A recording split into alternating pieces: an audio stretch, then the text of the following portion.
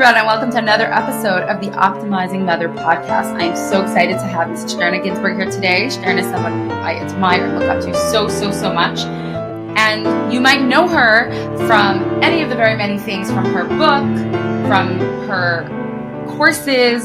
She's also the co-founder of Gan Yisrael School in Borough Park. She is a fabulous educator, and she's doing so much work. And one of the things that we really want to talk about in connection to parenting might be ideas that are gleaned from her book, Your Most Awesome Self. And so many people that I know sit and do groups based on it and gain so much from it. So I'm really excited to have Mrs. Ginsberg, who could really help us take all the concepts of Hasidus and not just apply it to ourselves, but how do we take it the next step and apply it to our children as mothers. So welcome, Mrs. Ginsberg. Thank you for coming on. Thank you so much. Thank you so much for having me. This is such a great opportunity. And in the conversations leading up, you're somebody I enjoy talking to at any day. And also I admire your work and everything that you do. So thank you again for having me here. Sure. So I'd love to dive right in because people are listening to us wherever they are. They want to hear what's the crux of our conversation. And there's a specific question that I really want to ask you about. And it's basically two-pronged. Because I feel like or some of the people I know, I find a little bit of a confusion in how we can, based on Torah and Hasidus, be responding appropriately to our children when they get upset, when something happens. On the one hand, we hear validate. On the other hand, if we're validating our kids all day, where does chinuch come in? I feel like I would love to hear from you. How do we not just validate, but get the child or ourselves how to get past a disappointment, how to get past something difficult that happens to them. And if this is the first episode of the podcast that you're listening, we're really diving right in, but we've had many conversations here. We've spoken about it. And one of the things that really comes out is that chinuch has to happen, right? Chinuch is not just do this and do that and brush your teeth. So how do we go about the chinuch, right? How do we help our children in this, emotionally, and it's really all tied in with the ruchnius. How do we, if we're validating their feelings all day, then in a certain way, won't the kids, just be victims and pity themselves? If I would say my question in one line, Mrs. Ginsberg, I'd love to hear from you how we can, first of all, should we be validating? And then once we're validating, how we move into the chinuch, how we could help children not be victims, but help them kind of move past it, lead, grow, etc. Was that too long of a question? No, that's great. That's great. You really explained it very well. Thank you so much.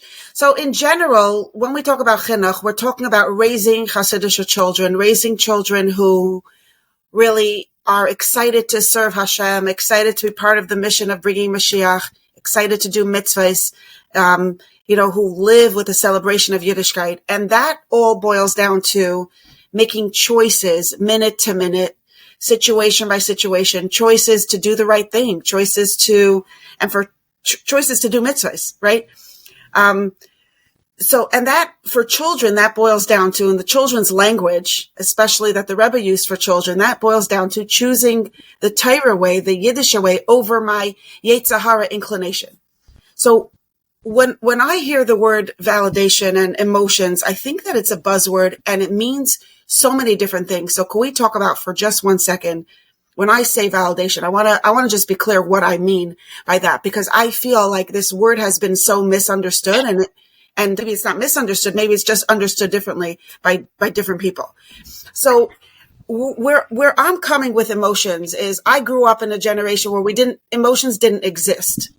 I have a friend, here in Borough Park who told me that her husband, when he was a little child, he once told his mother that he's worried about a test and about taking a test. He had a test the next day in school and he said he's so worried about it. And his mother said, "Worried? You're not worried. Children never worry," and he believed her, right? So that wasn't worry. That was probably, indigestion or heartburn or something, right? So what's the challenge with that? And that's how we all grew up. Nobody ever did that to me, but emotions weren't a thing. They weren't something we talked about. It wasn't something we even looked at. And today there is language of emotions, right? So it's like, if I want to make a bracha on bananas, I first need to know that there's a banana. Why would I make a bracha on it if there's no banana, right? In order to do a mitzvah, you have to have something to do the mitzvah with.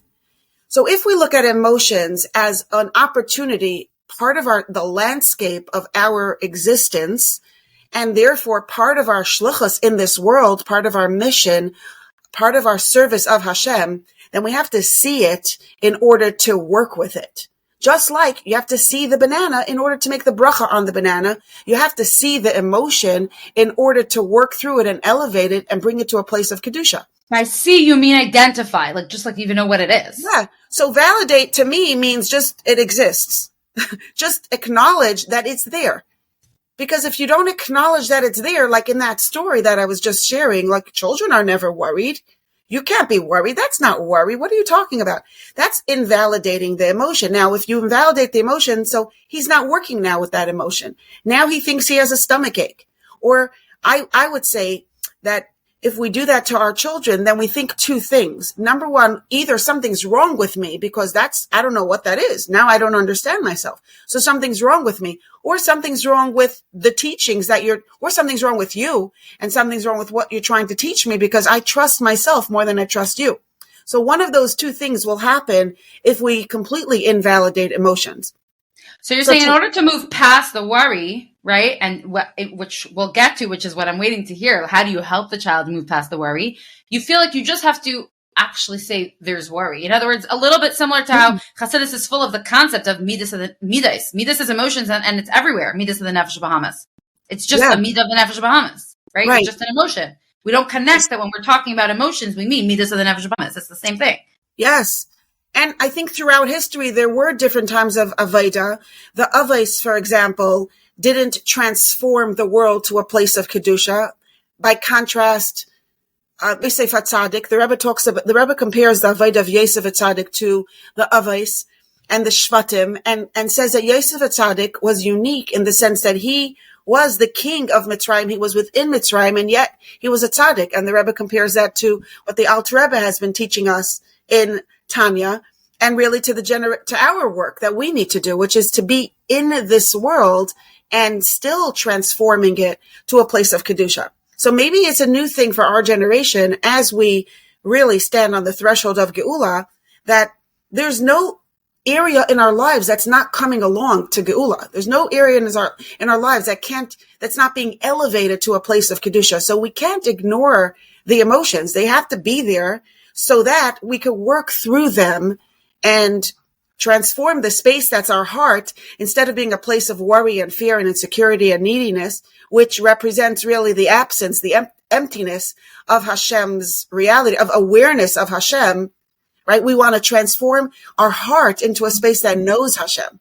And we say, Kimala ha'aretz de'as Hashem, kamayim liyam mechasim, the world will be filled with awareness of Hashem so completely, just like water covers the seas.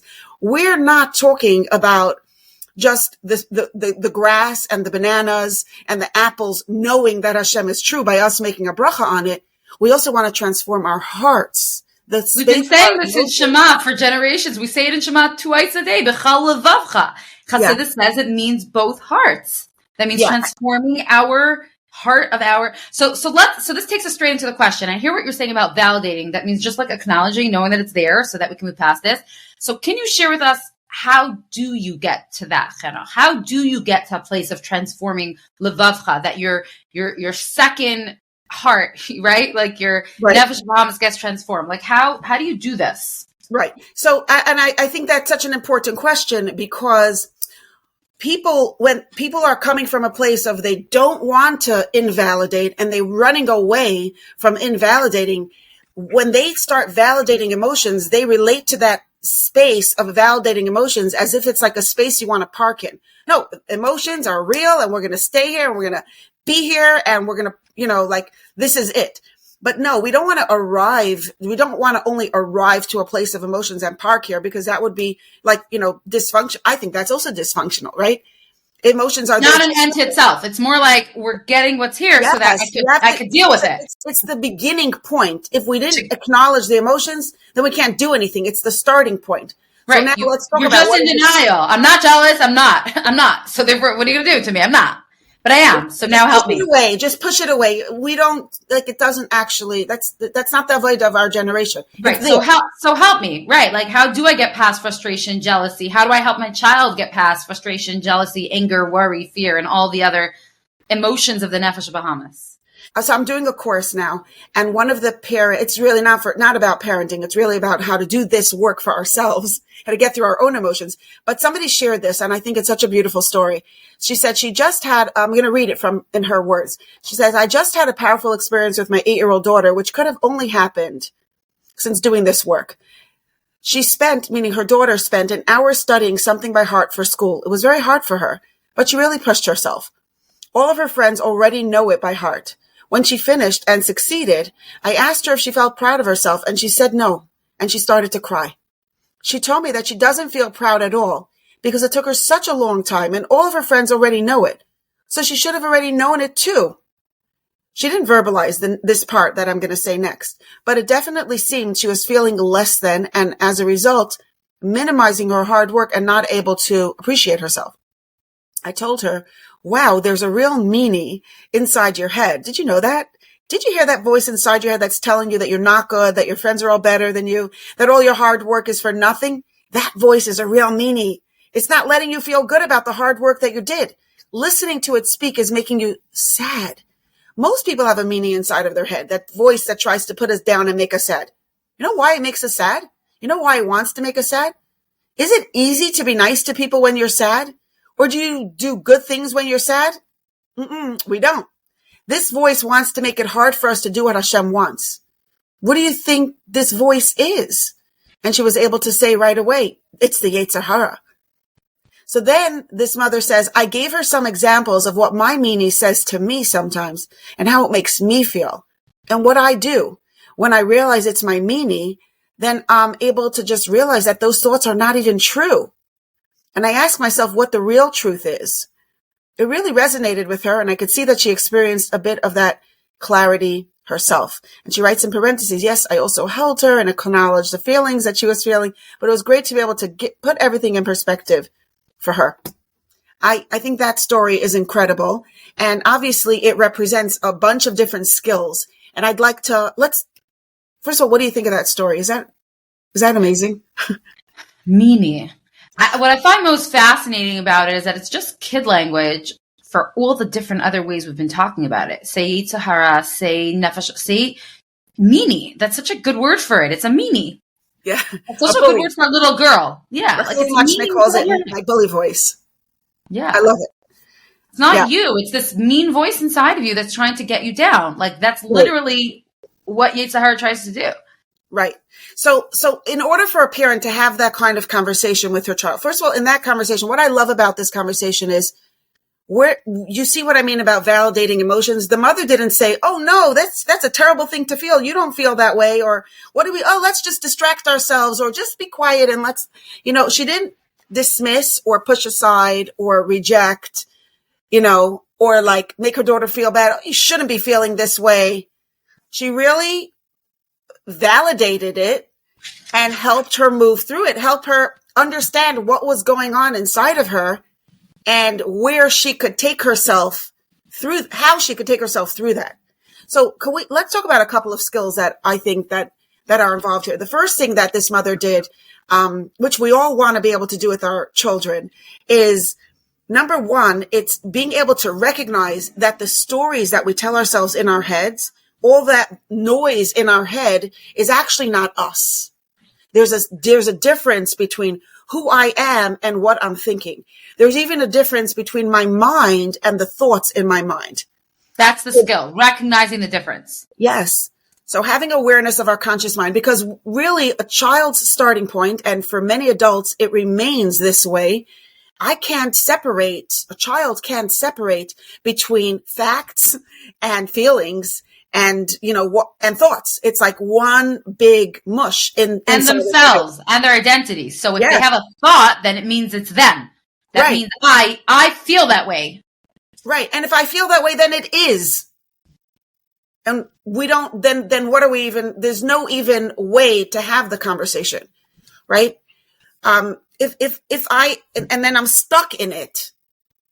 I'm stuck in this reality. So I think the first thing, and this is not something that we could do from 1 minute to the next. I think this is a behavior language. First of all, I mean, we didn't go here, but parents, we need to, if we want our children to be successful in navigating their emotions, obviously we need to do the same work for ourselves. I mean, it goes without saying. The Rebbe's biggest directive in chinuch, especially to women, is just about being role models. So many times the Rebbe said, just by doing you, by being you, setting You're saying role modeling how we navigate our own emotional landscape, basically. Well, it's role modeling everything.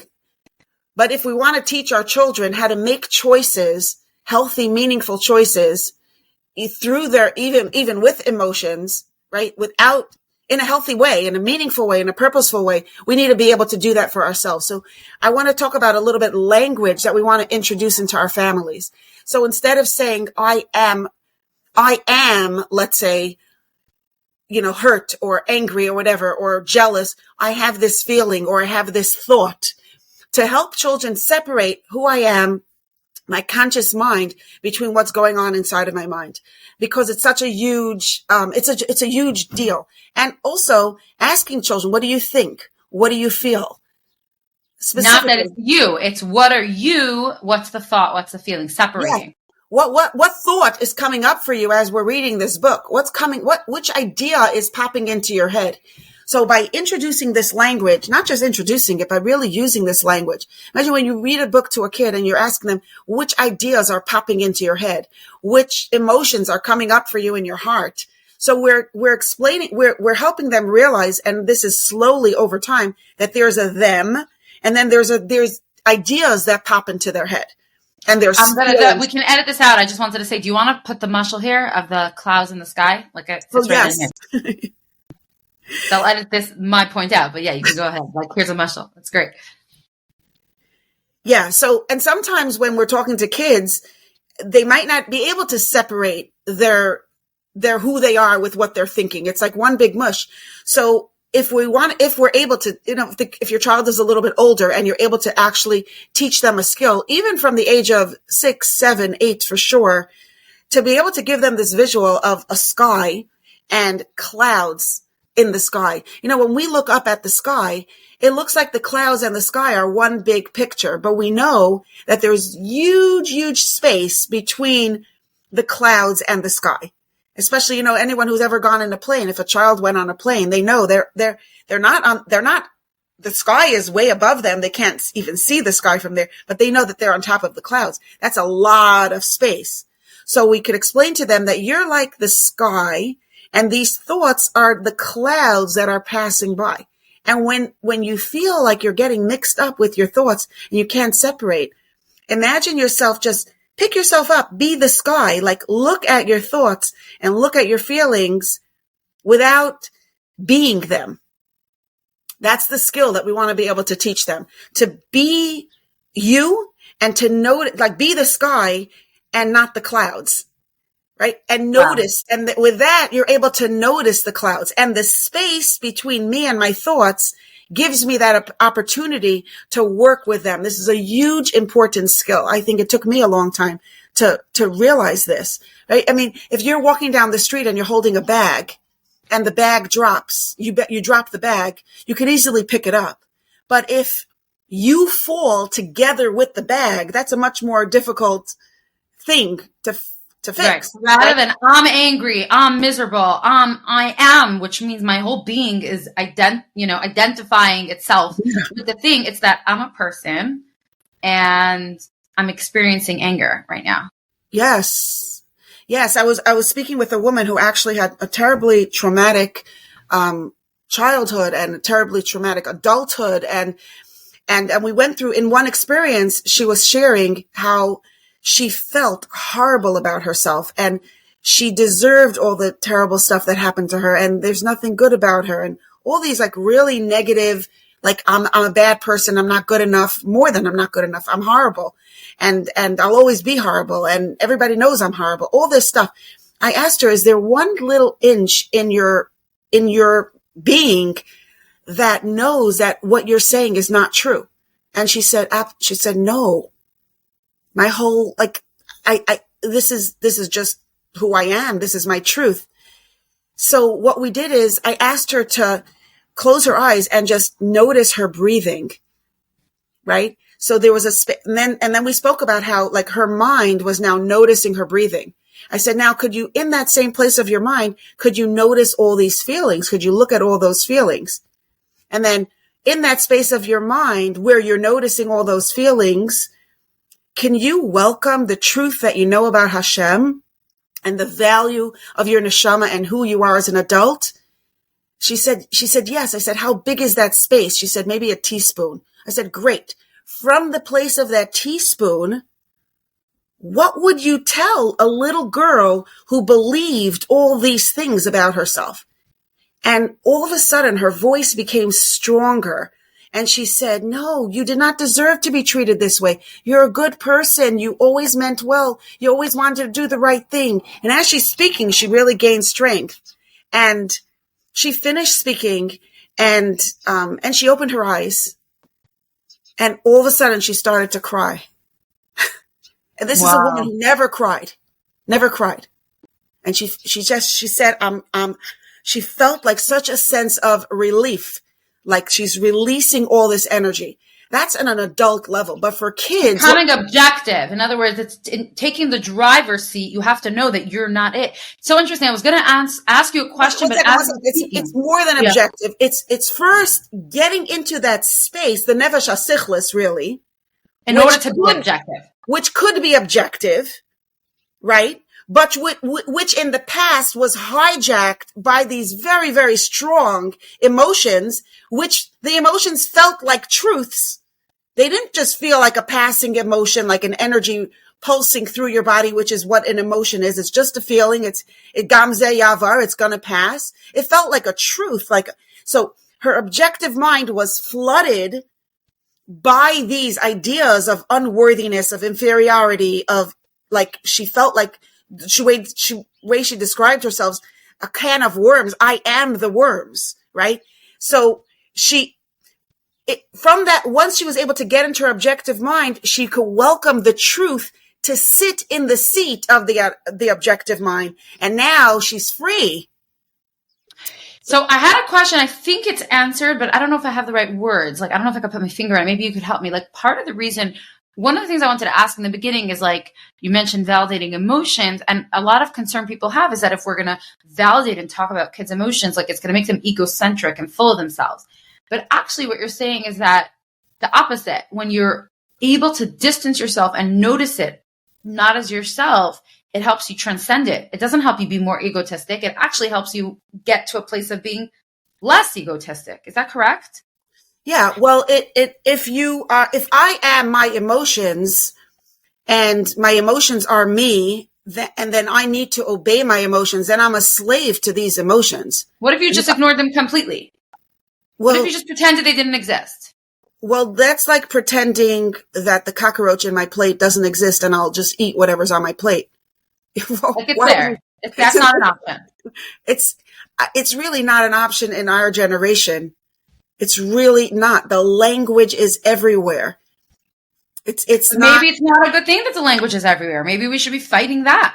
I personally don't think it's something that we should be discussing if it's good or if it's a bad, because like if it's raining, like should we discuss if it's a good idea that it's raining? It's not a good idea that it's raining. It's raining. Let's get an umbrella and go have fun in the rain.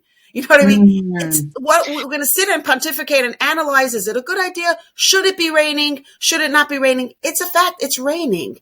Our generation, this is the Nisayan of our generation. Whether or not we like it, whether or not we're ready for it, it's here.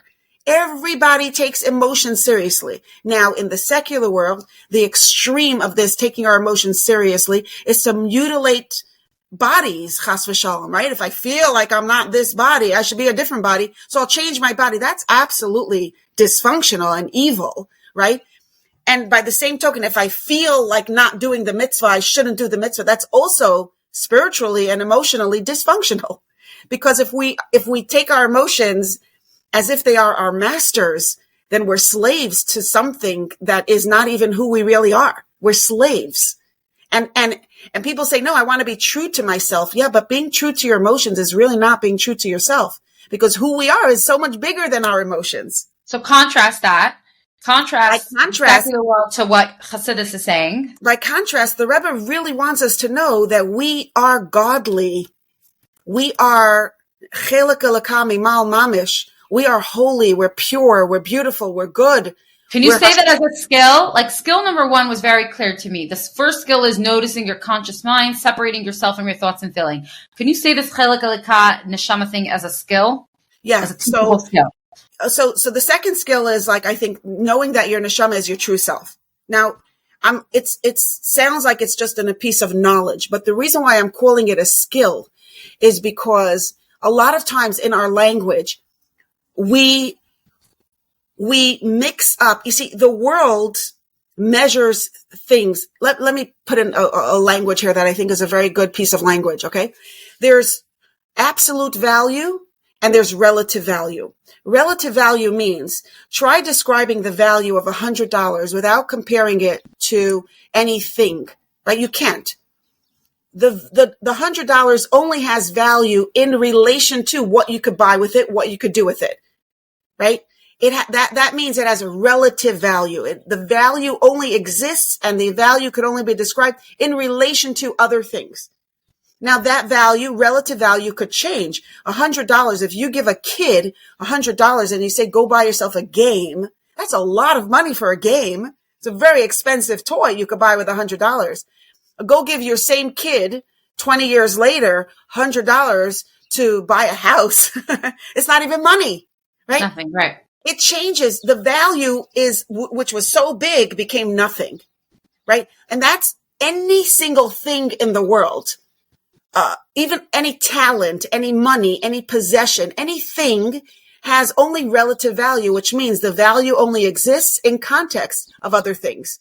And therefore the value is changeable in comparison to those other things, right?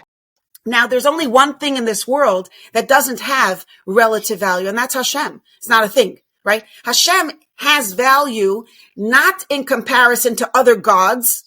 Hashem is valuable because Hashem has value, because Hashem is, right? And there's nothing that could change, that you can't, Hashem doesn't become more valuable because more people believe in Hashem. Hashem doesn't become less valuable, chas v'shalom, because people don't believe in Hashem. Hashem's value never changes. It's absolute, right? It's always there and it doesn't change. It's not relative to, it's not in context. It just is. Now we have a neshama, which is a part of Hashem, but we live in a world where everything is relative value. And so we compare our personal value only in relation to the things we do or the things we don't do, our successes, our failures, our mistakes, our weaknesses, our the people who like us, the people who don't like us. Number of followers, number of likes. Yes. All of that is only things. They're not who I am, which is godly. I remember speaking with a woman in England, and at one point in the conversation, I said, wow, you're amazing. And without batting an eyelash, she said, I know, Baruch Hashem, so are you. and I laughed because like when someone would tell me I'm amazing at that time, I would be like, what would come up for me in my mind was 127 reasons why I'm not amazing. Right? You think I'm amazing? You should see the socks on my floor. You think I'm amazing? You should see the dishes in my sink. You should see the argument I just had with my daughter. You should see the problem that I'm dealing with in my heart that I'm so embarrassed about. Right? But now I realize that all those things are just things. They're not me. I still want to work on them, but they're not me. Who I am is actually amazing, not because of anything I did, but because God is amazing. Hashem is amazing. And that's the truth of who we are. And the more we can own that, the more we have the empowerment and the sense of possibility to own up to the massive responsibility that we have, which is to do the right thing.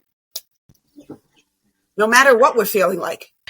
I'm just thinking, like, how do you give that over to a kid? So in a very practical level, I think it's in how we discipline. We have to be very careful to separate the child from the behavior. And also in our homes, we want to set a culture where, it bothers me so much when someone says, you're so annoying. I'm feeling annoyed right now, or that behavior felt annoying to me. Please, could we not say you are so annoying? Like, You know what I mean? When we tell a child off for something that they did, we want to really be careful. Like, this is a behavior. It's not you. And I know it's not you. So it has to be reflected in our language, in the respect that we speak to children with. You know, our children are people. I think for a lot of young mothers, I know for this, when I was young and I had a bunch of little kids, for me, it was like my kids were something that I needed to do. It was like a job I needed to take care of. I needed to put them to sleep. I needed to get them up. I needed to cook for them. I needed to take care of them. It was all something to do. As opposed to now, when I look at a child, it's a person. He's a person. She's a person that I want to have a relationship with. So if they're asking me, for example, for a cup of water, it's not just a thing I want to do. There's a person I want to interact with, and a heart I want to connect with, and love I want to share. I love that. That's beautiful. Like, you want to connect to the kid and you want them to realize that they're in a Neshama, and that's how we discipline. That's how we raise them. And how does that connect back to what we're talking about, the emotion? So step 1, you notice your conscious mind. Step 2, you identified as your Neshama. So what? Therefore what? How is that helping you overcome the negative emotion? So now the next skill is to recognize that there are voices in our head. I think for little children, it's just the easiest. For a young child, a child needs to know there's me, that's my truth, and the voice of my neshama, which is me. And then there's a Yetzer Hara that tries to distract me or knock me down or bully or meanie, whatever you want to call it, or different words at different times. You know, my daughter shared with me the story that she had once. Every child hates when their nails are cut.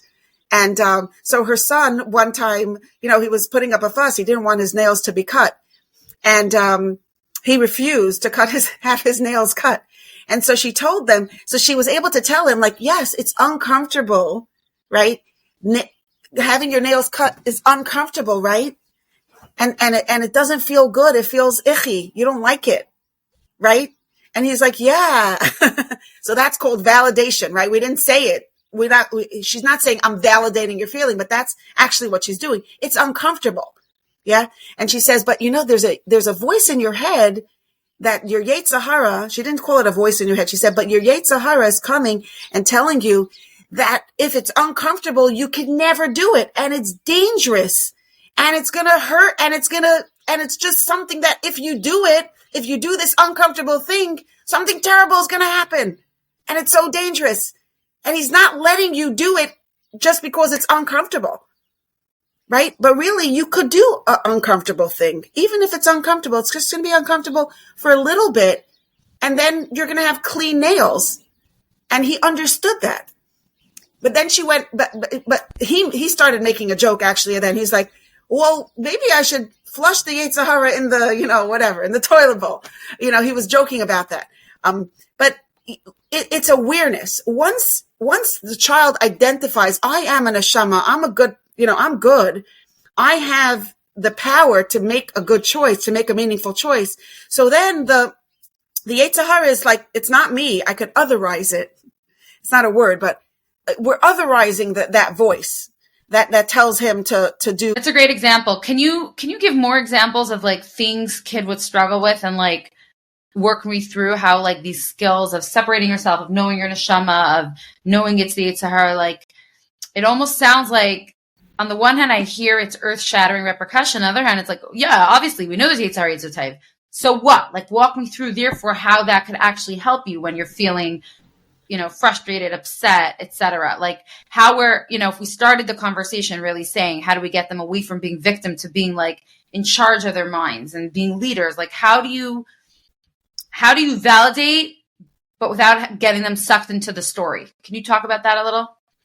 So I think there's been a lot of discussion also on your podcast, at least the ones that I've heard, of discussion also of recognizing the neshama, right? The voice of the neshama. What I think we're missing is recognizing the voice of the nefesh habahamis, or recognizing the voice of the Yetzer Hara. And that's equally important. Because once we understand how the Nefesh HaBahamis thinks, how the Nefesh HaBahamis operates, then when we see it, we don't have to be scared of it. It's like, oh, of course my Nefesh HaBahamis is afraid of discomfort. Because my Nefesh HaBahamis, the whole job of the Nefesh HaBahamis is to keep me comfortable. So of course my Nefesh HaBahamis is going to protect me from feeling uncomfortable as if my life depends on it when it really doesn't, right? So then we don't have to be afraid of these emotions because we understand what they are. Once you understand what they are, it's not scary. You know, the first time I saw blood come out, like a child of mine had a little cut on their lip and there was blood all over the place. It was so scary. But a doctor once told me that, yeah, anytime there's bleeding in the mouth, there's going to always be a tremendous amount of blood. There's just a lot of blood around that area.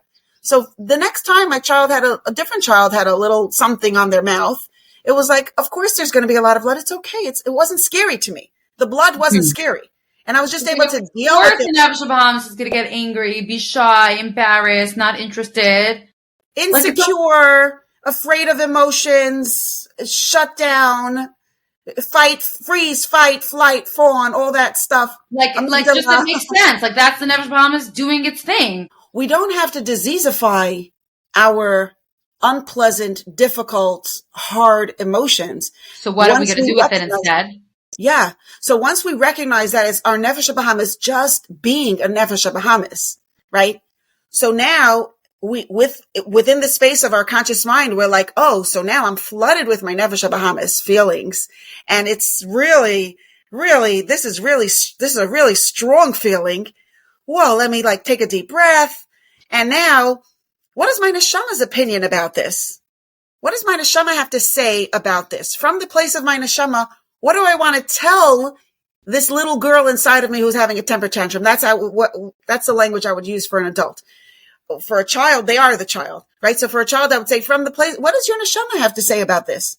You know, or we could be the voice of that Neshama. And we could look at a child who's having a temper tantrum or a meltdown and say, whoa, this is so hard. I could tell this is a very, very strong feeling.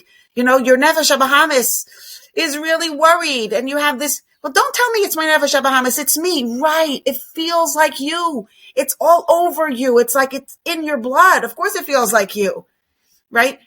For a teenager, I'm saying. Of course it's you. It makes sense. By the way, we cannot tell this to any kids without really telling it to ourselves also.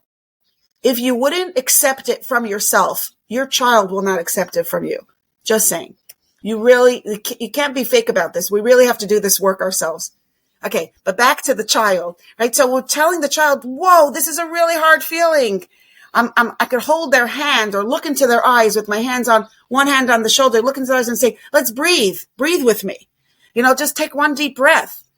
Okay. And then can I just tell something to that horrible feeling? Can I say something to the horrible feeling? Yes, this is very uncomfortable. Let me give you an example, okay? Because I don't want to be theoretical. So I'm going to give you an example again with my daughter because, first of all, she comes to my house a lot, Baruch Hashem, and I don't have little kids, so I don't do this with very little kids. I do it with a little kid inside of me, but I don't do it with my youngest is not little, Baruch Hashem. Okay, so her son, he is 5 years old, and he was having she had to discipline him for something, meaning she told him off about something that he was doing, and he got insulted, and he refused. It was a night of Hanukkah, and he's like, no, he's not playing, he's not doing anything, he's in a bad mood. He was just being in a bad mood. And so she went over to him, looked into his eyes, and said, whoa, you remember you were so upset because mommy told you not to do that, and then you got so upset. It was really uncomfortable. Yeah. So he's like acknowledging, yes, that was horrible. So she said, now there's now your Yetzer Hara is coming to you and saying that because we had a hard minute, we should have no fun tonight. It should be a horrible night. You shouldn't be in any games. You should just stay stuck in the corner a whole night and do nothing and have no fun. Is that what your Yetzer Hara is telling you? And he was like, yeah, that's what it was, right? So she said again, so what do we want to do with the Yetzer Hara? And again, he said, let's tell it to jump in the, I don't remember what he said exactly, but just tell it to go away. And he was able to come and rejoin and have a good time. It's just so, I feel like it sounds so simple. And because it sounds so simple, it sounds like, no, it's too simple for it to work for my big problems. But the truth is that it actually works. and the more it works if you work it. It works if you work it, right. And a missing ingredient that many people might have. First of all, one missing ingredient is the confusion between my mind and my thoughts, right? So the Nefesh HaSichlis actually is a very important part because the whole Tanya speaks to the Nefesh HaSichlis, right? So who's the one who's making those choices? It's from the place of our Nefesh HaSichlis we can make the choice. So we really need to know how to access that part in our mind, the objective. What would you call it in English, the Nefesh HaSichlis? Maybe the thinking brain, or maybe just the power, if I'm talking to kids, it would be the sky versus the clouds, or your ability to think rather than independent thoughts. I don't know, because the nefesh is the ability to think. And that's why the nefesh, we have two nefeshos. And nefeshos it has intellectual powers. Right. Maybe it's the space where we think. It's the space where we think. The space in our mind where we think. Maybe it is the ability to think. And the nefesh is the kind of thoughts that it generates. It's the muscle, actually. It's the muscle, the plain, like the chalkboard versus the writing on the board. Right? Right. So if the writing, you could erase it. It's just there. You could change it like clothing, right? That's what the Alter Rebbe talks about. Like, it's just like something changeable. It's here, it's off, it's back, it's, I love that visual of a chalkboard versus the writing on the chalkboard or or a whiteboard, dry erase board.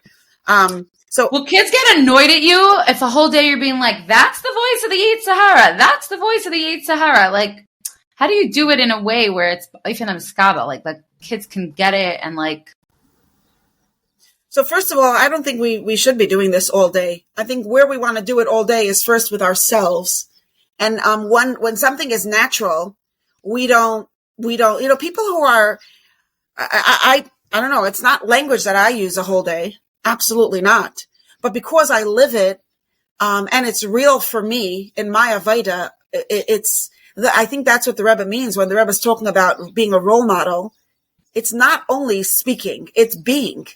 We really it has to be true for us. So then automatically it's going to spill over and our kids will pick it up. They're going to pick up this idea of, I am a neshama. Wait, I have a question. Why are we saying that the real I is the neshama and the real I is not the Yetzer Hara? Like, maybe the I is not the Nefesh HaKis or the Nefesh HaBahamis. There's an independent I that could choose which one to identify with. So I think logically, well, first of all, spiritually scientifically, there's Nefesh, Ruach, Neshama, Chaya in levels of the Nefesh HaBahamis, and the Yechida is only the Nefesh HaKis. Mm-hmm. So if we're talking about which one runs deeper in our consciousness, in our subconsciousness, it's our Neshama. That's just technical. But I think just on a very, very practical level, there's a logical rule that we work with in everything in this world, which is that we define things by whatever is most important or precious about them. For example, a very typical example is I have a diamond ring. I never will call it, I have a gold ring that has a diamond on it. And that will be true even if I took the ring and I added a diamond to it. Now it became a diamond ring because the preciousness of the diamond is so much greater than the value of the ring that it transforms the way we call it. If I have a $25,000 frame and inside the frame is a photo print that cost $1.99, it's a stunning frame. But if I have a stunning frame, a $25,000 frame with a $250,000 painting, it's a painting. So our neshama is us. It's our yechida. It's our essence, the most valuable. And recognizing that that's a voice of the Nefesh Bahamas, that's a voice of the Yetzer Hara, already distances. I still would like if you could help me more how you can overcome it. So what? So it's my Yetzer Hara. So what? I'm hijacked right now. How do we help our child? Like, how move beyond just knowledge of this is the Nefesh Bahamas or Yetzer Hara? How do we actually help them? We spoke in the beginning about Shnei Yitzracha, about transforming. How do we take that emotion? Like, let's do fear. The kid is afraid. How do you validate and then mechanech them? How do you get them past the fear? Right. So I'm going to say again, role modeling is very important, and proactively connecting with the child so that the child sees you as a safe adult where you're nice to them and you care about them and you speak respectfully. And I'm okay, sorry, but now they're scared. It's scared of the dark. Right, I'm but scared and terrified of monsters. Right. I know, but if the child trusts you, there's a different relationship. And first of all, when a child is afraid and they trust you, then just your presence with them is already calming, right? If a child likes you, then just your presence means something and changes the way they feel in that moment. And that's why it's so important to work on regulating our own emotions. And I don't really like the word regulating, but that's the word that people use. But I don't mean regulating our emotions, but accessing our inner calm and our inner, our inner bitachon and our own security and presence with Hashem, so that we could feel Hashem's presence with us, so then we could be that calming presence and secure presence for our child when they're afraid. I think that's. So there's no mind work they have to do. There's no I think that has to come first. Oh. Because a small child, no, they don't have the intellectual capacity to calm themselves down. It's us. We do that work for them. We have we be that presence, right? And then they could once they turn bar bas mitzvah and they have the das, they have the ability to work more with their mind. But I think as children, we need to be that secure, calm, the neshama presence. In other words, how does a child know? Well, the woman that I spoke about before, right? My conversation with her, why was it so hard for her to negate that feeling of overwhelming inferiority and shame? Why was it so hard for her? She never saw it. She never experienced it. She never experienced it. But when we allow our child to experience their goodness, what we're inherently doing is we're putting them in touch with their neshama, because they are good. So when we help them feel good about themselves, and I don't mean good because you're such a good artist. I mean because you're inherently good, because you're precious, because you have a heilige neshama, lichtigkeit, teierkeit. We call them these things, and we sing to them about their neshama before they go to sleep and how tired it is. And we speak about it, and so then it's something they experience. They know we love them and they're precious. That gives them something, and then when we give them security, and we offer them security, that gives them something more. So that becomes the voice of their neshama as they grow into adulthood, as they grow into teenagehood, I should say, when they turn bar bas mitzvah, and they're able to now speak to themselves from that place where they know they're good, where they know they have value, where they feel calm, where they're able to access that space of security. How's that? I have a different question. Nothing to do with what you just said, actually. It just popped into my brain. In Torah, Hashem tells Yaakov, Al tirav de Yaakov. Just don't be afraid. Just don't. How do you understand that? Just don't be scared. How does that work? I think that's exactly what we're talking about. When it didn't say look at the emotion, then overcome the emotion. It was just don't be afraid. That's like telling someone just don't be jealous. Just don't. Right. So first of all, the Torah, so that's not the process, but it's the goal. Mm-hmm. And I think that the fact that Hashem had to tell Yaakov al tira means that the starting point is tira. That's the starting point.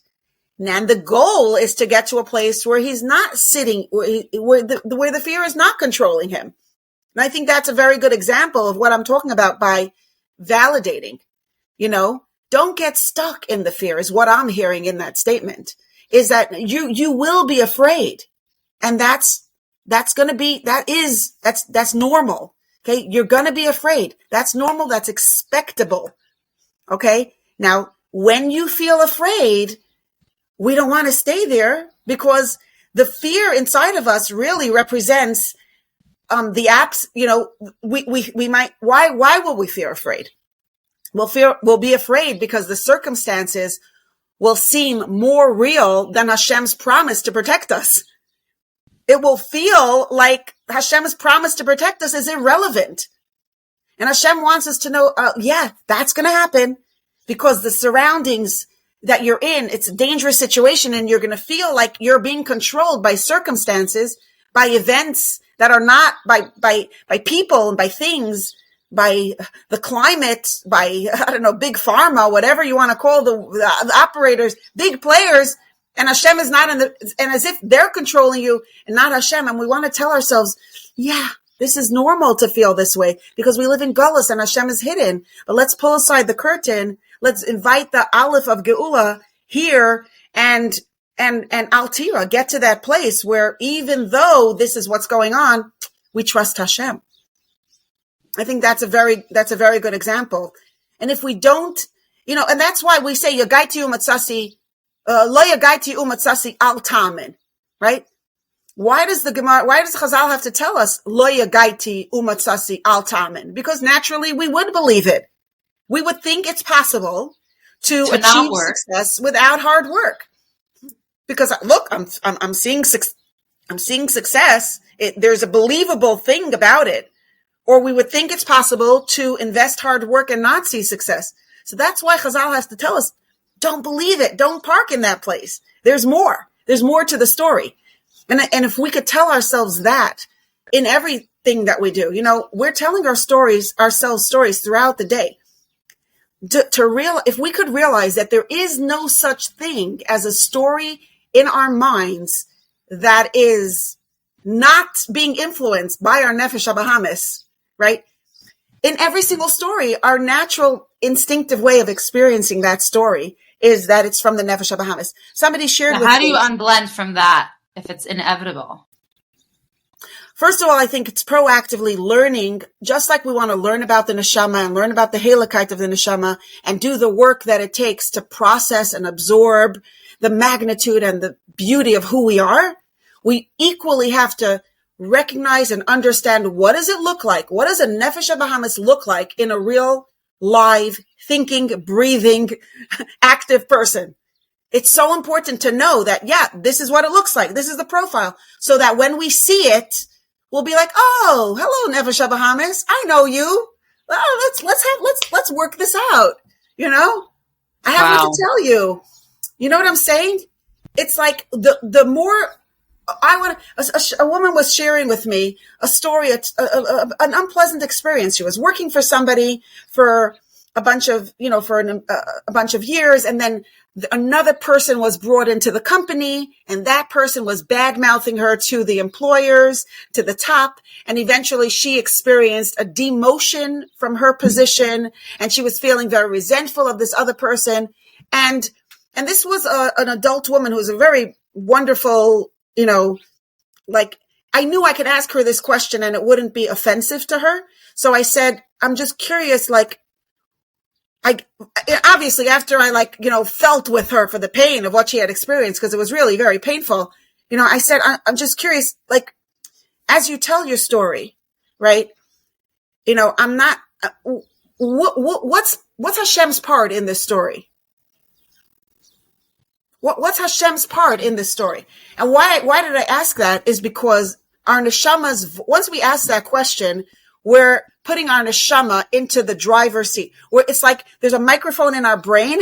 Our nefesh hasichlis has a microphone, right? And our nefesh habahamis naturally grabs the microphone. So when we say, what's Hashem's part in this story? In order to answer that question, naturally the neshama takes the microphone. And now the neshama is speaking. And for her, that was it was a moment, it took a long moment. She's like, oh, so the reason this happened is actually not that person. For some reason, Hashem was orchestrating this. I don't understand why, but that definitely changes the story. Okay. And now, in other words, she was able to move from the place of victimhood to the place of okay, this is Hashem is taking me on a journey here. And where do I want to go next? it changed the whole story for her. Wow. Wow.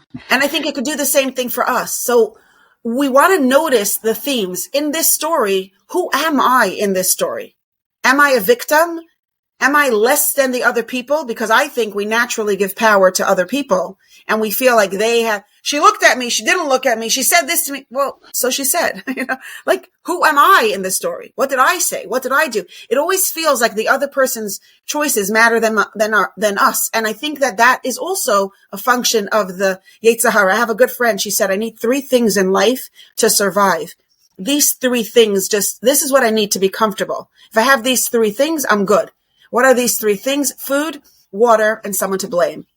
And I related to what she said because I feel like, if I'm having a miserable experience and as long as I'm blaming other people and the story is happening because of forces outside of me, there's a certain comfort with that because I never need to change. I never need to do any work. You know what I mean? But in every moment we experience other people and we experience the situations that we encounter either from the place of our neshama, which means we're not threatened by those people. We're not intimidated by them. We're not feeling like they're giving us our identity or they're giving us the right to exist they're not, we're not coming ready to be labeled, designed, defined, and categorized and protecting ourselves to acquire. It's none of that. We come from the place of our neshama, we come to the situation from a place of security and strength and compassion and curiosity and courage. Then when we find ourselves slipping into the mud, we recognize, oh, this is just, I slipped in and I want to get back. I can walk back out. I just want to share one thing because a lot of times when people hear these ideas and they sound so simple when we're talking about them, but really to implement it takes a lot of work.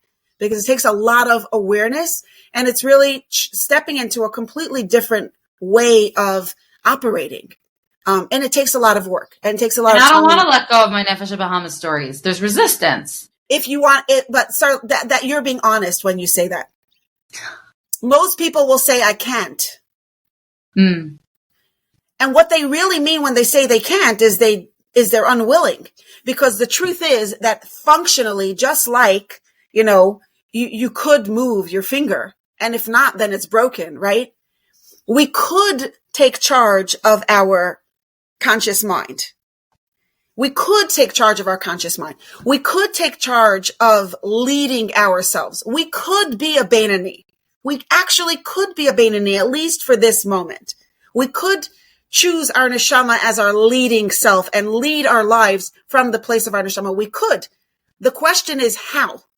But to say that it's not possible is to say that electricity is not possible.